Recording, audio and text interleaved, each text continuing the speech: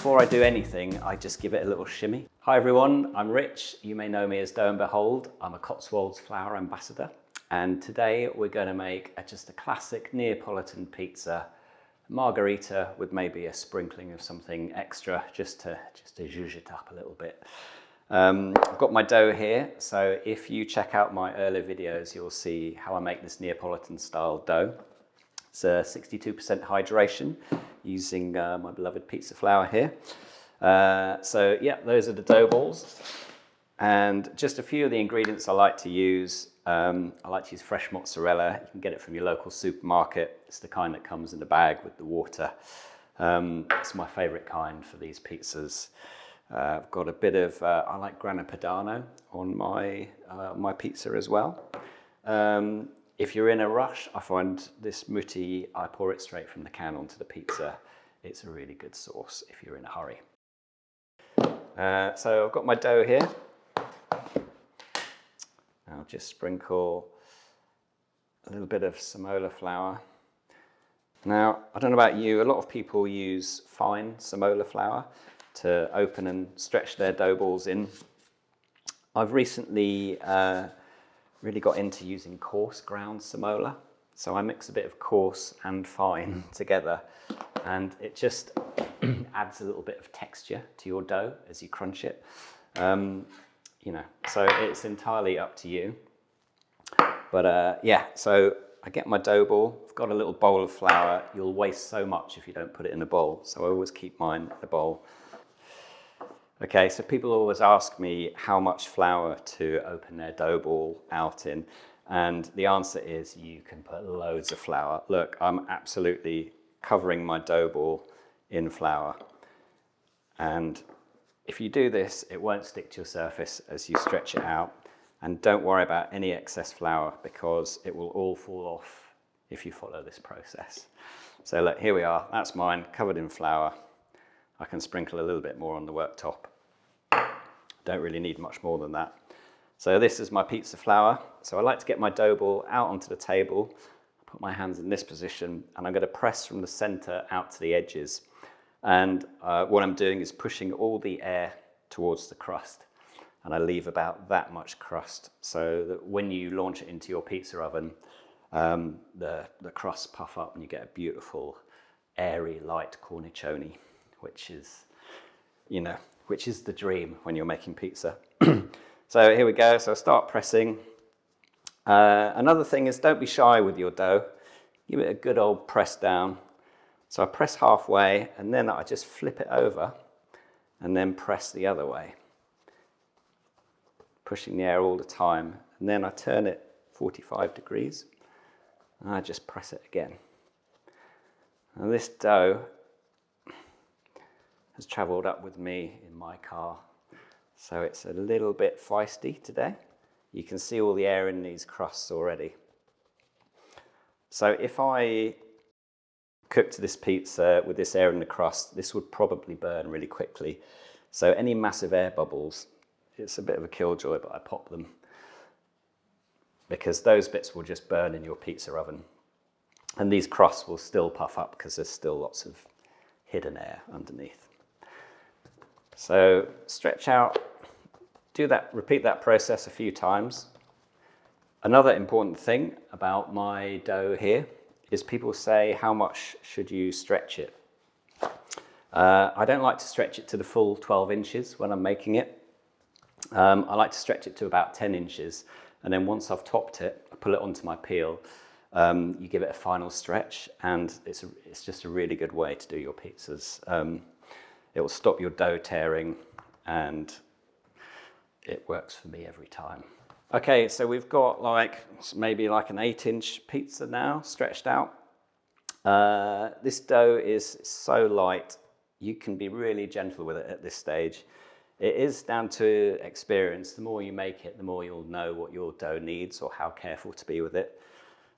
Today, because this has traveled up in a car and it is a little bit delicate, it doesn't need much of a stretch at all. So I'm just gonna do a little steering wheel thing where I put my knuckles like that and I just rest the dough on my knuckles. Don't know if you can see that there. And it's almost, you let gravity do the work. I just Just got to turn it a few times. You can already see the light coming through the middle. Look, that's one turn. And that's almost fully stretched. So sometimes you may need to do this a few times, but today I've only needed it one time. There we go. Let's just check that. So look, if you hold it up to the light, you don't want it to go any thinner than that. Okay, let's just move that bit of flour away. So once your dough is about 10 inches in size, I'm ready to top it. I'm pretty lazy, so I just use a can of mutti most of the time. Mutti pulp is my favourite, but look at that. I love these tomatoes because they're vibrant, they're red, and some people like a really smooth sauce, but I like a bit of chunky texture to it. You can put as much or as little tomato sauce on as you like. I find if you're making a 12-inch margherita and you're talking about weight measurements, it's normally like 80 grams of tomato sauce that you put on. Next, I always add a little bit of grana padano just before I add my mozzarella. There's a bit of grana padano there. A big question, a lot of people go, do you basil pre or post pizza? I like to basil pre-pizza, so I just get a leaf, I just tear it a little bit. I love this because I find the basil flavours infuse a little bit more with the cheese and tomato. You may not like this, that's fine, but I love a bit of basil on. My cheese, always use fresh mozzarella or fior di latte. I get this from my local Italian deli, but Marks and Sparks, Sainsbury's do it, Galbani, all those kinds. And I like to do like a reasonably thick slice.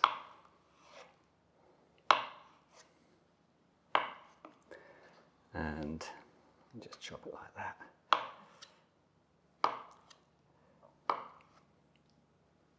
Careful with my fingers.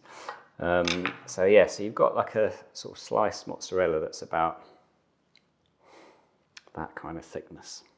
And another thing is, if your mozzarella's been sitting in a bag of water for a while, it will have absorbed quite a lot of water. So I like to drain my mozzarella, so I slice it like this, and I put it into a colander, and I just let the water drip out for like an hour or two. Or you can cut it the night before and leave it in your fridge overnight, and a lot of the water will drip out. It will save you getting a really soggy pizza. And if you get a bit of kitchen towel, you can just press it down and soak up any excess moisture. Just for ease, give it a quick squish. Look how much moisture that's picked up. That will go on your pizza, give you a soggy bottom. No one wants a soggy bottom.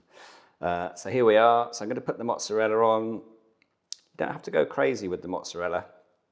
Although, me being me, I find I start putting it on, frugally, and then I ended up putting loads more on, but here we go. There we are. So that's the cheese cheesed.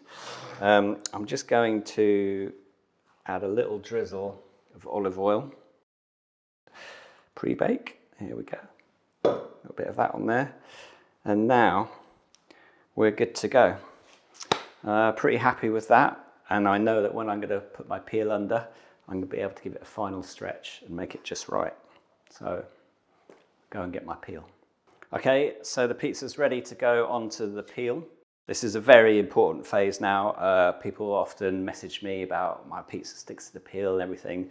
Well, hopefully now you've opened your dough ball out, drenched in flour, it should be fine. But what I like to do with my peel is I just get a little bit of semolina flour, just sprinkle it on top, not much. And then I just lift the bottom of the pizza and slide it under really quickly. Now, before I do anything, I just give it a little shimmy. And you see here, it's moving pretty freely on the peel. So I know that it's okay. There aren't any sticky bits on the bottom. So we're kind of good to go. And also, as you're shimmying it, if you've got a perforated peel, this allows like any excess flour to fall through the holes. So you can see it coming out onto the worktop there. So this also stops your flour burning, giving you a slightly bitter taste on your pizza. So here we are, final stretch. So you want to be gentle with your crust because you want to keep all that air in there. So I like to put I just put my fingers underneath and I just gently pull it out. You see how easy that dough stretches. Look at that, it's gone from 10 inches to 12 inches in seconds. So it really is effortless almost. And perfectionist in you will make you want to just go, oh, I'll just do that bit, but just try not to, even though I'm doing it. So there we go, we're ready, we're good to go. Let's get this pizza in the oven. Okay, so we're outside, pizza oven's here, we're ready to go. Just remembered I said I was gonna add a little extra to this pizza and forgot. So I've got some pepperoni crumble, which is my favorite little extra, just to add a little bit of flavor. So you can add this at any point, just adds a little bit of meaty naughtiness to this pizza. It's delicious. There you go. So that's level up in seconds. Okay, right, let's go. Ready for launch. So you want to do it in a quick, smooth motion. Try not to think about it. If you think about it, you'll stutter, and it's something I battle with every single launch. So you've got to probably, if you see my face twitching, you've got to see the internal battle going on. I've just got to put it in, launch it, boom, here we go. So put it in, straight out, and that's it. It takes between 90 seconds to 2 minutes to cook in one of these ovens on full flame, and you get a beautiful Neapolitan crust.